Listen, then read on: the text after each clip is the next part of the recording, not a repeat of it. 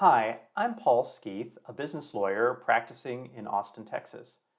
Negotiating contracts can be a daunting task for business owners, but it doesn't have to be. This week, I'll share some tips on how you can effectively negotiate business contracts, things that I've learned from my own practice. First, it's important to understand what you want out of the contract. What are your goals? What are your priorities? Once you know what you want, you can start to negotiate. I would suggest writing these down. Trying to negotiate a contract without knowing what you really want is a recipe for failure and a waste of your time. Second, it's important to understand what the other party wants out of the contract. What are their goals? What are their priorities? I suggest you write these down also. Once you know what they want, you can start finding common ground.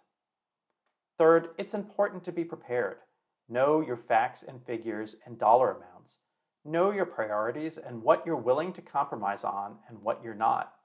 In general, focus on the business or money-making opportunity offered by the deal, and then rank your other priorities below that.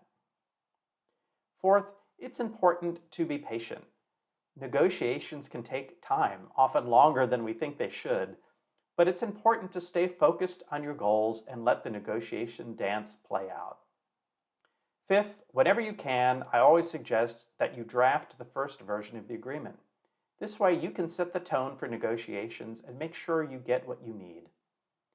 Finally, it's important to be willing to walk away if necessary. Sometimes negotiations just don't work out, and that's okay. But it's also surprising how often the deal eventually gets done after someone has stepped away from the table, thought about it, and then come back. I hope these tips have been helpful. If you have any questions or would like more information about contract negotiations, please don't hesitate to contact me.